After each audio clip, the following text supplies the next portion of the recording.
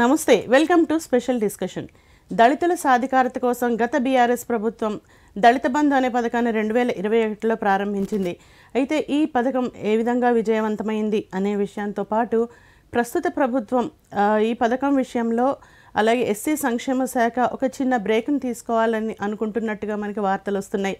ఈ నేపథ్యంలో మనతో పాటు స్టూడియోలో ఉన్నారు మన బత్తుల రాంప్రసాద్ గారు. వీరు మాల సంక్షేమ సంఘానికి రాష్ట్ర అధ్యక్షులుగా ఉన్నారు.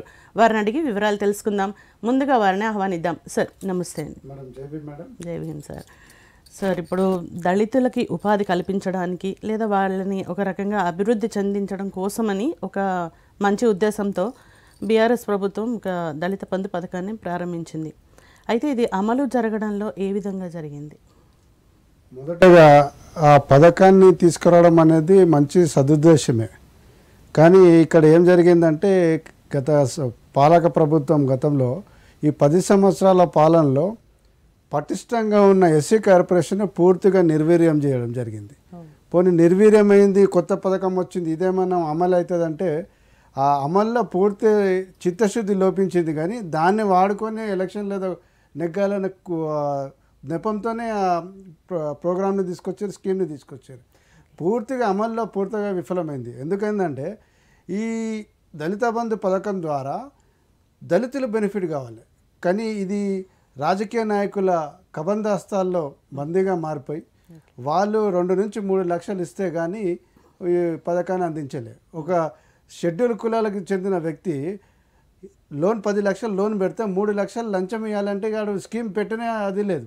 అందుకనే ఫస్ట్ టైం పెట్టిన ఏదైతే లబ్ధిదారులు ఉన్నారో ఆ లబ్ధిదారుల్లో దాదాపుగా 50 to 60% ఏదైతే యూనిట్ పెట్టిరో ఆ యూనిట్ అంతా పోయింది ఇప్పుడు.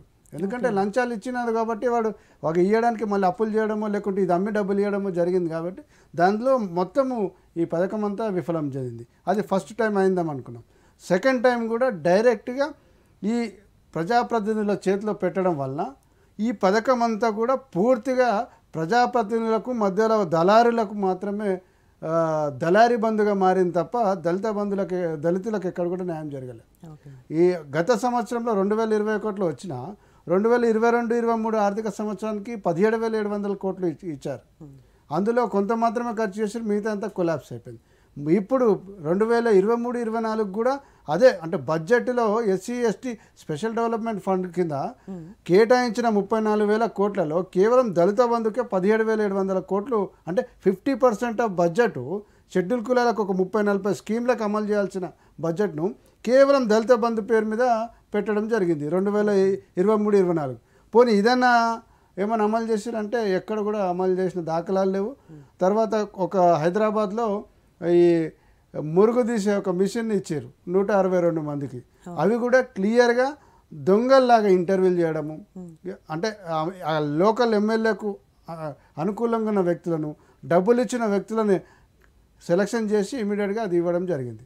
అంటే ఇది మొత్తం పథకం కూడా మొదటి నుంచి కూడా తీవ్ర ఆరోపణలు చేసింది. గత మాజీ ముఖ్యమంత్రి స్వయంగా మీటింగ్లోనే అన్నాడు, ఏ ఎమ్మెల్యేలు 2 నుంచి 3 లక్షలు ఉన్నాయి, నా దగ్గర అంతా చిట్టా ఉన్నదని.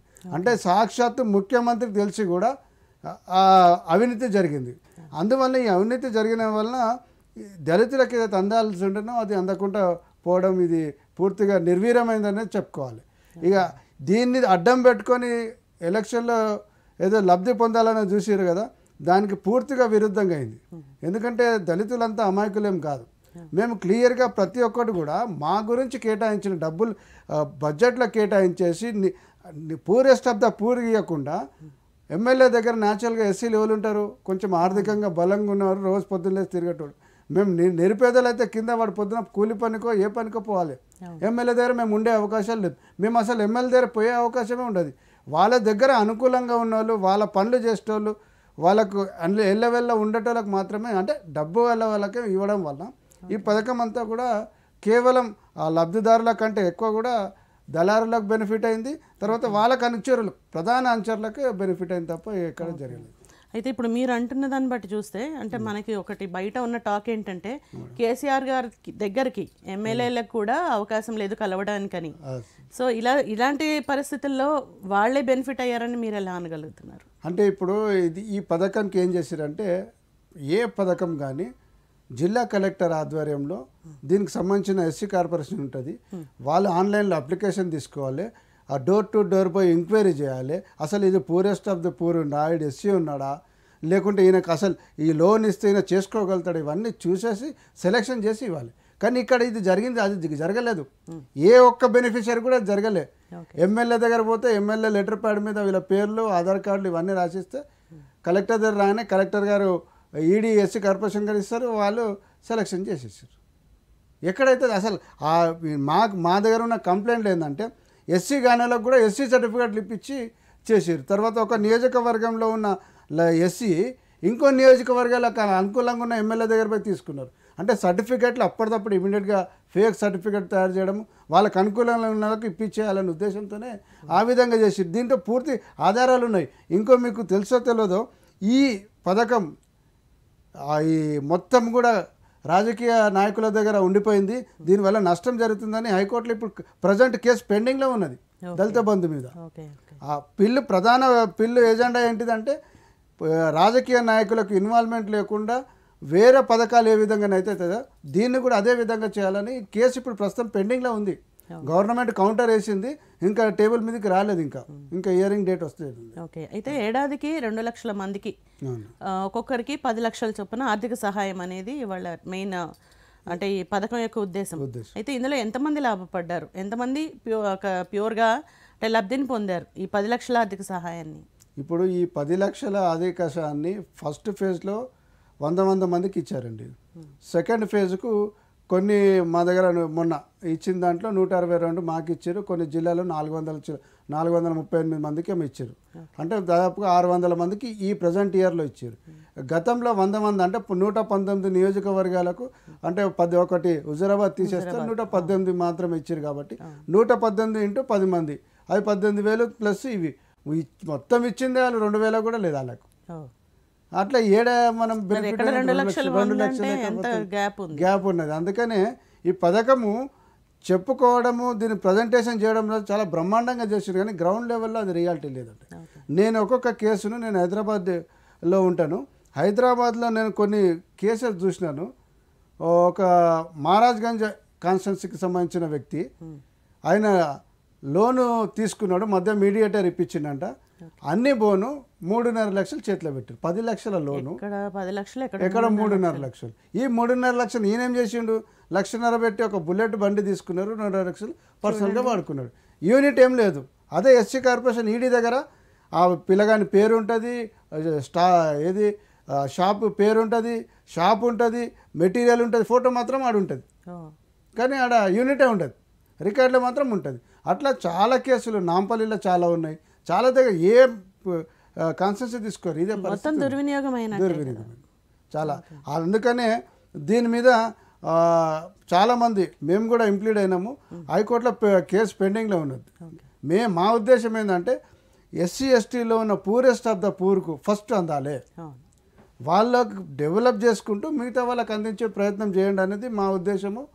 ఆ విధంగా మేము కోర్టుకు కూడా పోయినాము, అది కోర్టులో మా ఆర్గ్యుమెంట్ కూడా బలంగానే వినిపిస్తామని తెలియజేస్తాం. ఓకే, అయితే ఇప్పుడు ఏంటంటే ఇక్కడ ఉద్దేశం మంచిదే, కానీ చిత్తశుద్ధితోటే అమలు జరగలేదు, కానీ నీతి ఆయోగ్ ప్రశంసలు ఇచ్చింది అంటున్నారు. సో ఇది ఏ విధంగా సాధ్యమైంది? అది ఇక నీతి ఆయోగ్ ఇచ్చిందని అది అఫీషియల్గానైతే ఎక్కడ లేదు. సరే ప్రచారానికి వాడుకుంటారేమని అనుకుంటున్నాను. ఎందుకంటే 2022-23 ఆర్థిక సంవత్సరానికి 17,700 కోట్లు కేటాయిస్తే అందులో 200-300 కోట్లు మాత్రమే ఖర్చు చేశారు. మిగతా అంతా ల్యాబ్స్ అని ఎట్లా ఏ విధంగా చేస్తారు? నీతి ఆయోగ్ నాకు తెలిసి క్లియర్ అఫీషియల్ రికార్డులో ఎక్కడ లేకుండా ఉండి ఉండొచ్చు, రాస్తే పేపర్లలో ఏమైనా రాసి ఉండొచ్చు. ఎందుకంటే ఒక సంవత్సరానికి 17,700 కోట్లు ఖర్చు చేసి ఒక 700 కూడా ఖర్చు చేయకుండా 17,000 కోట్లు మునిగిపోయినాక దాన్ని ఆ ప్రశంసలు ఎట్లా ఇస్తారు? అది జరిగే పని కాదు. కాకపోతే అది ఇంకేదైనా జరిగి ఉంటుంది, కానీ నాకు తెలిసితే నీతి ఆయోగ్ ఎటువంటి పరిస్థితి దీన్ని స్వాగతించే పరిస్థితి లేదు. నీతి ఆయోగ్ అంటేనే ప్రభుత్వం ఆడిటింగ్ కరెక్ట్ ఉందా లేదా, ఆ పథకం కరెక్ట్ అమలు చేసిరా లేదా, గ్రౌండ్లో లేదు పోయిందా లేదా అని క్లియర్గా చెప్పే సంస్థ అది. అది కాన్స్టిట్యూషనల్ కమిషన్. అందుకనే ఎంత ఈజీగా అది అనే అవకాశం లేదు. ఎందుకంటే పెట్టిన డబ్బు అంతా కూడా 99% మునిగిపోయింది కదా, దాన్ని అనే అవకాశాలే లేదు. ఇన్ కేసు వాళ్ళు ఏదైనా ఇంకేమన్నా కానీ దాన్ని మేము తీవ్రంగా ఖండిస్తున్నాం. అది మళ్ళీ క్రాస్ చెక్ చేయాల్సిన అవసరం కూడా ఉన్నదని తెలియజేస్తున్నాం. ఓకే, అయితే ఇప్పుడు ఇది దళిత బంధు ఎస్సీలు అంటే మాలా మాదిగే కాకుండా ఉపకులాలు కూడా చాలా ఉన్నాయి. అవును అయితే ఇప్పుడు వాళ్ళకు కూడా అంటే వాళ్ళు కూడా ఈ పథకంకి వస్తారు కదా, అవును. సో వాళ్ళలో ఎవరికైనా అందిందా? అంటే జనరల్గా ఏముంటుంది మేడం, మేము ముందలే చెప్పినాం, ఈ పథకము అధికారుల చేతిలో ఉంటే ఎవరెవరికి ఎంత దామాషా ప్రకారం ఇవ్వాలి, ఎవరికి ఇవ్వాలి, అసలు ఎలిజిబిలిటీ ఎవరికి ఉన్నదని చూస్తాడు. ఇక్కడ ఆ పరిస్థితి లేదు కదా. ఇప్పుడు కొద్దిగా ఆర్థికంగా బలపడ్డాడు మాలా మాదిగలే ఉంటారు. అంటే వాళ్ళు ఇన్కమ్ సర్టిఫికేట్స్ లాంటివి ఏమీ అడగలేదా? ఏమీ లేదు మేడం. ఒక ఆధార్ కార్డు, కాస్ట్ సర్టిఫికేట్ అడిగారు. కాస్ట్ సర్టిఫికేట్ లేకుండా కూడా ఎమ్మెల్యే ఫోన్ చేసి within half an hour 1 అవర్లో ఆ సర్టిఫికేట్ తయారు చేసి దొంగ సర్టిఫికేట్ ఇమీడియట్గా ఇచ్చారు. చాలా కేసులు ఉన్నాయి. ఇప్పుడు మేము అట్లా వేసుకుంటూ పోతే 50% యూనిట్లు జైలుకు పోవాలి. వాళ్ళు ఇప్పించిన వాళ్ళంతా ఎమ్మెల్యే ఉంటారు. మేము ఎమ్మెల్యేలతో నేడ పోరాటం చేస్తాం. అందుకనే అదంతా కూడా సాక్షాత్తు ముఖ్యమంత్రి చెప్పినాక మనం దాని మీద ఇంకా అనుమానం పడాల్సిన అవసరం లేదు. పూర్తి ఆధారాలు మేము యాక్టివిస్టులం కాబట్టి సింగిల్ కేసులు కూడా చాలా కేసులు ఉన్నాయి మా దగ్గర. అట్లా అయితే ఇప్పుడు ఇంత భారీగా నిధులు కేటాయించి ఈ పథకం కోసం మళ్ళీ పెద్ద అంత శాతం వ్యతిరేకత కూడా మూటగట్టుకుంది ఈ ప్రభుత్వం, బీఆర్ఎస్ ప్రభుత్వం. అదే సో ఇది అంటే ఇప్పుడు కేవలం లెక్కల్లో చూపించడానికైనా, అంటే మన ఇది ఒకటే కాకుండా ఇప్పుడు రీసెంట్గా శ్వేతపత్రం ఒకటి రిలీజ్ చేసిన దానిలో కూడా అప్పుల పాలు చేశారని ఇప్పుడు ఉన్న ప్రభుత్వం అంటుంటే ఏమీ లేదు, చాలా అభివృద్ధిలోకి వెళ్ళిందని వాళ్ళు అంటున్నారు. సో ఇప్పుడు అలాంటిది పరిస్థితి ఇప్పుడు ఇక్కడ దళిత బంధులో కూడా ఏర్పడింది అంటారు. ఇప్పుడు నిన్న జరిగిన అసెంబ్లీలో చూసినాం దినమంతా కూడా శ్వేతపత్రం మీద వీళ్ళ తప్పులు వాళ్ళ తప్పులు వీళ్ళే అని ప్రజలకు సంబంధించిన ఏ అంశం కూడా నిన్న పెద్దగా చర్చకు వచ్చినట్టు లేదు. దాంతో ఏం లేదు. వీళ్ళు ఏమంటారు, మేము అప్పులు చేసి ఆస్తులను సంపాదించినామని ఆ గత ప్రభుత్వం అంటది. మీరు అప్పులకు తీర్చడానికి అప్పులు చేసారని వాళ్ళు అంటారు. వీళ్ళు ఇద్దరి మధ్య డిస్కషన్ జరిగింది. కింద గ్రౌండ్ లెవెల్లో మా ప్రజలకు సామాన్య ప్రజలకు పెద్దగా ఉపయోగం వచ్చే డిస్కషన్ ఏం నాకు అనిపించలేదు నిన్న జరిగిన చర్చలో. ఈ దళిత బంధు పథకంలో క్లియర్గా ఏంటంటే వాళ్ళకు అనుకున్న ఏదైతే టార్గెట్ రీచ్ కాలేకపోయిందంటే 100% కాదు. ఎప్పుడైతే రాజకీయ నాయకులు రాజకీయం ఇన్వాల్వ్మెంట్ అవుతుందో అక్కడ కరప్షన్ ఉంటుంది. అవునన్నా కాదన్నా మనం ఒప్పుకోవాల్సిందే. రాజకీయ నాయకుడు ఒక పార్టీ నాయకుడు ఇన్వాల్వ్మెంట్ అంటే ఇక అది సమస్యనే లేదు. మరి వాళ్ళే కదా పథకాలు తీసుకొచ్చి అంటే ఫస్ట్ ప్రజాప్రతినిధులు ఎవరు అంటే ఈ ఎమ్మెల్యేలు ఎవరైతే ఉంటారో వీళ్ళు చట్టసభలో చట్టాలు చేయడానికే నియమింపబడ్డారు. ఈ స్కీమ్లలో ఇన్వాల్వ్మెంట్ కానికే కాదు. ఎమ్మెల్యేలు ప్రభుత్వం కదా, ప్రభుత్వమే. అందుకనే ప్రభుత్వ అధికారులు చేయాలి. మేము అదే అంటున్నాం.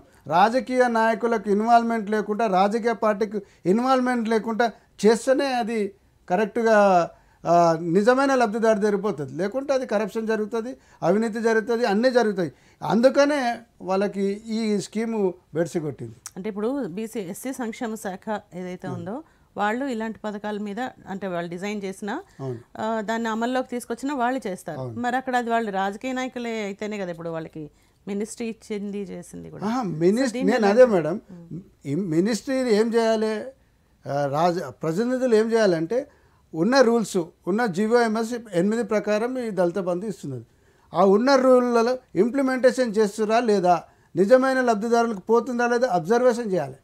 కానీ లబ్ధిదారుల లిస్ట్ వీళ్ళు పెట్టదు కదా. ఎక్కడ చట్టంలా కానీ బెనిఫిషరీ ఒక రాజకీయ నాయకుడికి ఇచ్చే అసలు ఏ క్లాజ్ ఉండదు, అది ఉండదు. అధికారులు నిర్వహించాలి. దానికి ఒక సిస్టమ్ ఉన్నది, దానికి అధికారులు ఉంటారు, వాళ్ళు ఎంక్వైరీ చేస్తారు. రేపు అక్కడ అవినీతి జరిగితే అధికారి మీద చర్యలు తీసుకోవచ్చు. ఇప్పుడు ఇంత అవినీతి జరిగింది, ప్రతి ఎమ్మెల్యే 3 లక్షల రూపాయలు తీసుకున్నారు ఒక్కొక్క బెనిఫిషియరీ దగ్గర అందరూ అంటున్నారు. అందరి కొన్ని దగ్గర ఆధారాలు కూడా ఉన్నారు, బాధితులు కూడా ఉన్నారు. మరి మనం చర్యలు తీసుకోగలుగుతామా ప్రజాప్రతినిధులు? అదే అధికారి ఉంటే రేపు వాడు 40 ఏళ్ళు 30 ఏళ్ళు సర్వీస్ చేస్తాడు, ఎప్పుడైనా సస్పెండ్ అయితే అవసరం ఉంటే జైలుకు కూడా పంపిస్తాం మనం. ఇక్కడ జరిగిన అవినీతి అంతా కూడా రాజకీయ ఇన్వాల్వ్మెంట్ వల్ల కాబట్టి ఈ పథకం ఈ విధంగా అయింది. నిజంగా కూడా టీఆర్ఎస్కు బెనిఫిట్ కావాలంటే అవుతుందంటే అప్పుడు కంపల్సరీ వాళ్ళు డైరెక్ట్గా అధికారుల ద్వారా చేయిస్తే బాగుంటుంటే వాళ్ళకి బెనిఫిట్ అవుతుంది. అదే వాళ్ళకి ఇది బెనిఫిట్ కొట్టేది ఈ పథకం. అట్లా నష్టపోయారు వాళ్ళు. ఇది ఇప్పుడు ఉద్యోగులు ఎవరున్నారు, ప్రభుత్వ ఉద్యోగులు, వాళ్ళకి టైంకి శాలరీస్ రావట్లేదు. ఒకప్పుడు 1వ తారీఖు లేదా 5 లోపల 1వ తారీఖే వచ్చేవి, తర్వాత ఇప్పుడు అసలు 15-16 కూడా రావట్లేదు. సో ఇప్పుడు అంటే వాళ్ళ దగ్గర నిధులు లేవు, నిధుల కొరత అనేది కూడా అర్థమవుతుంది. అయితే వాళ్ళు ఇప్పుడు సపోజ్ కాళేశ్వరం ప్రాజెక్ట్ ఉంది, అయితే దానికి ఎన్నో నిధులు మళ్లించారంటూ ఒక టాక్ బయట ఉంది. సో ఇప్పుడు ఈ దళిత బంధు సరిగా అమలు అవ్వకపోవడానికి కారణం కూడా ఈ నిధులను అటు మళ్లించారని ఏమైనా మీరు అనుకుంటున్నారా, నమ్ముతారా మీరు? తప్పకుండా మేడం.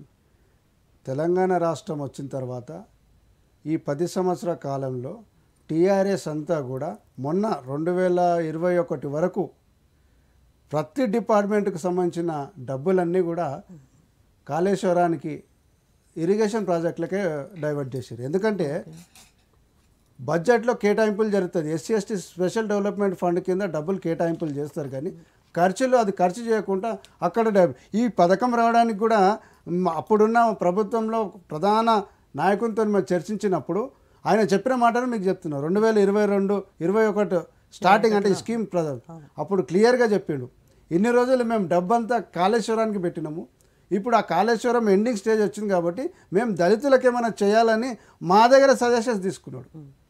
ఆ సందర్భంలో చెప్పిండు, అంటే మా డబ్బులు కూడా క్లియర్గా అక్కడ డైవర్ట్ చేసినని ఒక పెద్ద మనిషి ఒప్పుకున్నాడు. అంటే కేసీఆర్ దగ్గర ప్రధాన అనుచరుడు, ఆయన చెప్పిన మాట మీకు చెప్తున్నాను. ఇప్పుడు కొంచెం డబ్బులు మిగులుతున్నాయి, కాళేశ్వరం ఎండింగ్ స్టేజ్ వచ్చింది, మీకు ఎస్సీలకు ఏం కావాలనో సార్ అడుగుమన్నారు, మీరు చెప్పండి అని మా దగ్గర కొన్ని ఐడియాస్ కూడా తీసుకోవడం జరిగింది. దాంట్లో భాగమే ఈ పథకం అయితే మన కేసీఆర్ గారి మైండ్కేనే వచ్చింది. ఎవరు కూడా వాళ్ళ రికమెండేషన్ మీద వాళ్ళు ప్రపోజ్ చేసింది ఏది కేసీఆర్ గారే పెట్టింది. వారు పెట్టిన పథకానికే వారు ఒక పొలిటికల్గా ఇన్వాల్వ్మెంట్ చేయడం వల్ల వాళ్ళకి నష్టం జరిగింది. అది ప్రతి డబ్బు కూడా కాళేశ్వరానికి మార్చేది. అందుకనే అప్పుల మీద అప్పులైపోయి ఈవెన్ జీతాలు కూడా ఇవ్వాలి. ఎన్టీ రామారావు గారి పీరియడ్లో 30 తారీఖు అంటే 31st ఎండింగ్ రోజే పడుతుండే, దాని తర్వాత ఫస్ట్కి వచ్చింది. ఇప్పుడు ఈ తెలంగాణ వచ్చిన తర్వాత 10 తారీఖు 15 తారీఖు డిస్టిక్లకు అయితే ఇంకా బాగా లేట్ అవుతుంది. హైదరాబాద్లో ఏదో హెడ్ క్వార్టర్స్లో ఉంటారు కాబట్టి వీళ్ళకి తొందరపడుతుంది, కాబట్టి జిల్లాలలో మాత్రం చాలా అన్యాయంగా ఉంది పాపం అక్కడ ఎంప్లాయీస్. అదే కసితోని ఎంప్లాయీస్ చాలా సీరియస్గా ఓటింగ్ వేసారు, పాలక పార్టీకి వ్యతిరేకంగా వేసారు, కాబట్టి ఈరోజు వాళ్ళు ప్రతిపక్షమయ్యారు, వీళ్ళు పాలనకు వచ్చారు. అది జరిగింది. ఓకే, అయితే ఇప్పుడు వచ్చిన కాంగ్రెస్ ప్రభుత్వం 6 హామీలు ఇచ్చింది. 6 హామీలతో పాటుగా పాత పథకాలు కూడా అమలు చేయాల్సిన బాధ్యత వాళ్ళ మీద ఉంది. అయితే మరి ఇప్పుడు మొదట్లోనే వాళ్ళు ఏమన్నారు, కొంచెం బ్రేక్ తీసుకుంటున్నామన్నారు.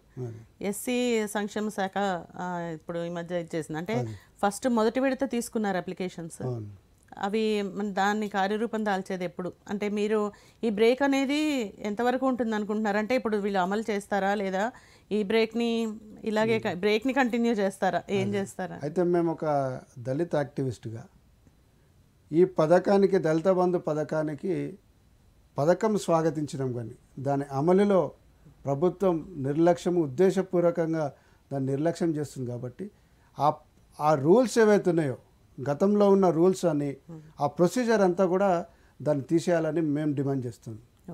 వాళ్ళు ఆపడం అనేది మేము తప్పకుండా స్వాగతిస్తాం. ఎందుకంటే ఈ 50,000 అప్లికేషన్లు వచ్చినాయని వాళ్ళు ఏదో పేపర్లో అప్లికేషన్ అప్లోడ్ చేసిర్రు, ప్రభుత్వం తాత్కాలికంగా ఆపిండని చెప్పడం జరిగింది. ఈ 50,000 అప్లికేషన్లు కూడా గతంలో ఎమ్మెల్యేలుగా పనిచేసిన వాళ్ళందరూ కూడా డబ్బులు తీసుకొని ఆ బెనిఫిషియరీ లిస్ట్ పంపించారు, కాబట్టి వాళ్ళందరినీ కూడా కంపల్సరీ తీసేయాలి. మొదటిగా అందరికీ అవకాశం కల్పించాలి. ఆన్లైన్లో అందరు అప్లికేషన్ పెట్టుకోవాలి, ఈ డోర్ టు డోర్ ఎంక్వైరీ చేయాలి, purest of the poor first ప్రియారిటీలో ఇవ్వాలి, తర్వాత అట్లా సెలెక్షన్ చేసి అందరికీ అందించే బాధ్యత ఉండాలి. అయితే మేము ఒక దళిత యాక్టివిస్ట్గా ఈ ప్రభుత్వం పాలనడానికి మా వంతు కృషి చేసిన మేము దళిత సంఘాలుగా ఇన్వాల్వ్మెంట్ అయినాం. అట్లా పనిచేసిన వాళ్ళుగా మా బాధ్యతగా మేము గవర్నమెంట్ సూచన చేస్తున్నాం, మీరు ఈ దళిత బంధు పథకం పేరు మార్చండి. మీరు చేవల్ల డిక్లరేషన్లో అంబేద్కర్ అభయహస్తం పేరు మీద 12 లక్షలు ఇస్తామని ప్రకటించారు. ఈ 10 లక్షల దాన్ని 12 లక్షలు చేసి ఆ 50,000 అప్లికేషన్ అన్నీ చెత్తబుట్టలు వేసి అందరికీ అవకాశం కల్పించాలి.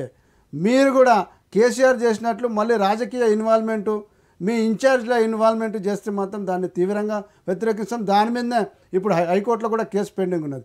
ఎటువంటి రాజకీయ జోక్యము ఈ అంబేద్కర్ అభయహస్తం పథకం కింద ఇన్వాల్వ్మెంట్ ఉండొద్దు. ఉంటే తప్పకుండా ఎంతైతే మీ గవర్నమెంట్ రావడానికి సహకరించిన మా దళిత సంఘాలు అంతే స్థాయిలో మేము వ్యతిరేకించే అవకాశాలు కూడా ఉన్నాయి. కోర్టుకు మళ్ళీ మేము మీ మీద కూడా కోర్టుకు పోయే అవకాశాలు ఉంటాయి. కాబట్టి ఈ దళిత బంధును తొలగించాలి ఇమీడియట్గా. ఎందుకంటే ఇప్పుడు 17,700 కోట్లు ఉన్నాయి మీ దగ్గర. ఈ ఆర్థిక సంవత్సరానికి అంటే 2023-24 ఆర్థిక సంవత్సరానికి బడ్జెట్ కేటాయింపులు జరిగినాయి ఈ పథకానికి. ఆ దళిత బంధు పేరును అంబేద్కర్ అభయహస్తం పేరు కింద చేసి లబ్ధిదారుల సంఖ్య తగ్గించినా పర్వాలేదు. బడ్జెట్ ఉన్నది ఎంతైతే బడ్జెట్ ఉన్నదో ఈ 12 లక్షలు ఏదైతే మీరు చెప్పారో ఇప్పుడు ఎట్లయినా అన్ని పథకాలు 100 రోజులలో చేస్తూ అంటున్నారు కదా, మీకు ఈ అవకాశం ఇది. ఆ 50,000 అప్లికేషన్లు ఏవైతే అప్లోడ్ చేసిర్రో అవన్నీ కూడా అక్రమైన అప్లికేషన్లు అన్నీ కూడా తొలగించాలి. ఆన్లైన్లో ప్రతి ఒక్క దళితునికి అవకాశం కల్పించాలి. అప్లికేషన్ ఎంక్వైరీ చేసిన తర్వాతనే క్లియర్గా ఎంక్వైరీ చేసిన తర్వాతనే వాళ్ళకి లబ్ధిదారులకు అందజేయాలి. మీరు మా దళిత సంఘాలుగా డిమాండ్ దళిత బంధుని తీసేసి అంబేద్కర్ అభయహస్తం పేరు మీద ఈ పథకాన్ని పేరు మార్పు చేయాలి. 10 లక్షల దగ్గర 12 లక్షలు ఇచ్చేసి ఉన్న డబ్బుతోని ఎంతమందికి ఉంటుంది మొదటగా పూరెస్ట్ ఆఫ్ ద పూర్కు అందించే మీరు చిత్తశుద్ధిని దీన్ని ప్రదర్శిస్తే తప్పకుండా రేపు 2024 నుంచి 25 ఆర్థిక సంవత్సరం ఉంటుందో అప్పుడు మీరు డబ్బు ఇంకా బడ్జెట్ పెంచుకొని ఇంకా ఎక్కువ మందికి ఇవ్వచ్చు. ఇప్పుడున్న బడ్జెట్ను మురిగిపోకుండా గతం పాలకులు చేసిన నష్టాన్ని ఎస్సీ ఎస్టీలకు మీరు చేయకుండా ఎస్సీ ఎస్టీల పట్ల పూర్తిగా చిత్తశుద్ధి ఉన్నది. ఇందిరమ్మ ఆశయాలు మేము కొనసాగిస్తామంటారు కదా, ఇందిరమ్మ ఆశయాల కిందనే సప్లైన్ అసలు స్ఫూర్తి పదార్థనే ఆమె దాదాపుగా పెద్ద మంచి ఆలోచనతో ఉంటుంది. కాబట్టి మీరు చేయాలంటే దళిత బంధు పథకాన్ని అభయహస్తంగా మార్చండి. గతంలో ఉన్న 10 లక్షలను 12 లక్షలుగా మార్చండి. ఆన్లైన్లో అందరు అప్లికేషన్ పెట్టే అవకాశాలు ఇవ్వండి. దాంట్లో సెలక్షన్ చేసుకుంటూ విడతల వారీగా మీరు ఇవ్వండి. ఇప్పుడు టీఎస్పీఎస్లో అన్ని అప్లికేషన్లు ఒకసారి తీసుకుంటారు, టాప్ ప్రియారిటీ మీద ఇట్లా సెలక్షన్ అయితే చేసుకుంటారు, సెలెక్ట్ అయినా పోతారు. అట్లా అవకాశం కల్పిస్తే అందరికీ వస్తుంది, నిజమైన లబ్ధిదారులకు అందే అవకాశం ఉంటుంది. అది మీ ప్రభుత్వానికి మంచి పేరు తెస్తుంది. ఆ దిశగా పనిచేయాలని మేము దళిత సంఘాలుగా ఆశపడుతున్నాము. మేము అనుకుంటున్నాం రేవంత్ రెడ్డి గారు చాలా సానుకూలంగానే అన్నీ కూడా బాగానే రివ్యూ చేస్తున్నాడు. ఎందుకంటే 15-20 రోజులే వచ్చింది కాబట్టి ఎక్కువ సమయం కూడా కాలేదు. కాబట్టి మీకు ఇది ఒక అవకాశంగా వాడుకోరు. ఎట్లయినా ఆపిరు, టెక్నికల్గా ఏ విషయంలోనే ఆపిరు. మీరే చెప్పారు ఏంటంటే ఆన్లైన్లో అప్లోడ్ చేసి పెట్టినామంటున్నారు. అవన్నీ కూడా స్పష్టత కావాలి అని స్పష్టత అంటున్నారు కదా, స్పష్టతన ఇవన్నీ పక్కన పెట్టేసి మీ అప్లికేషన్ ఫస్ట్ దాన్ని డిలీట్ చేయండి, దాన్ని రిజెక్ట్ చేయండి. ఫ్రెష్గా అప్లికేషన్ ఆన్లైన్ ద్వారా తీసుకోండి. ప్రతిది కూడా ఆన్లైన్లో తీసుకొని ఇది ఆఫ్లైన్లో తీసుకోవాల్సిన అవసరం ఉంది. ఏ పథకం కూడా ప్రభుత్వానికి సంబంధించిన ఏ పథకం ఆఫ్లైన్లో లేదు, అన్నీ ఆన్లైన్లో అప్లై చేయాలి. ఈ దళిత బంధు ఒకటి మళ్ళీ ప్రజాప్రతినిధులకు ఇన్వాల్వ్మెంట్ చేసుకుంటే దీన్ని అవినీతి అడ్జేసారు. కాబట్టి ఇకనైనా ఈ ప్రభుత్వమైనా దీన్ని పూర్తి చిత్తశుద్ధితోని ప్రతి ఒక్క ఎస్సీ షెడ్యూల్ కులాలకి అందే విధంగా చర్యలు తీసుకుంటే బాగుంటుందని తెలియజేసుకుంటున్నాం మేడం. ఓకే, అయితే ఇప్పుడు స్వేచ్ఛ సామాజిక న్యాయం అనేది మెయిన్ మోటోగా కాంగ్రెస్ పార్టీ వచ్చింది.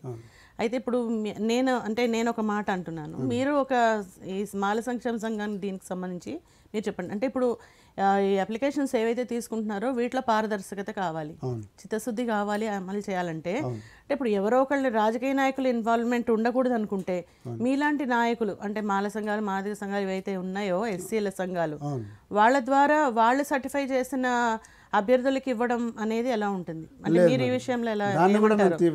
నేను ఒక దళిత యాక్టివిస్ట్ అయినా ఎటువంటి థర్డ్ పార్టీ ఇన్వాల్వ్మెంట్ ఉండకుండా ఉంటేనే ఈ పథకం అమ్మాలి.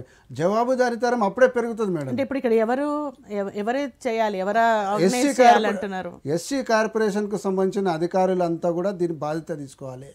వీళ్ళకి కావాల్సింటే రెవెన్యూ వాళ్ళని తీసుకోరి. జిహెచ్ఎంసీ ప్రతి పథకానికి పెద్ద పథకం మీద పైలట్ ప్రాజెక్ట్ కింద కానీ టాప్ ప్రియారిటీ ప్రాజెక్ట్ ఏదైతే ఉంటుందో మీకు సహకారంగా వేరే డిపార్ట్మెంట్ వాళ్ళని తీసుకుని నేను ఎందుకంటున్నా అంటే అకౌంటబిలిటీ అప్పుడే పెరుగుతుంది మేడం. నేను దళిత సంఘాలుగా నాయకుడైనా ఎంత నేను సేవ చేయాలని ఉన్నా నా ద్వారా ఇంకోళ్ళను లబ్ధి పొందే అవకాశాలు ఉంటాయి కదా, అటువంటిది ఏమి ఉండదు. కరప్షన్ అనేది 0% కరప్షన్ ఉండాలంటే అధికారులను బాధ్యులు చేయాలి. రేపు ఆ స్కీమ్ కింద ఒక అనర్హుడికి ఇచ్చిన లంచం తీసుకున్న ఆ అధికారిని ఇమీడియట్గా సస్పెండ్ చేసి జైలు పంపించాలి. ఆ అకౌంటబిలిటీ ఉంటేనే నిజమైన లబ్ధిదారులకు అందే అవకాశాలు ఉంటాయి. కాబట్టి దళిత సంఘాలకే కాదు రాజకీయ పార్టీలే కానీ ఎవ్వరు కూడా థర్డ్ పార్టీ ఇన్వాల్వ్మెంట్ అనేది ఉండద్దు.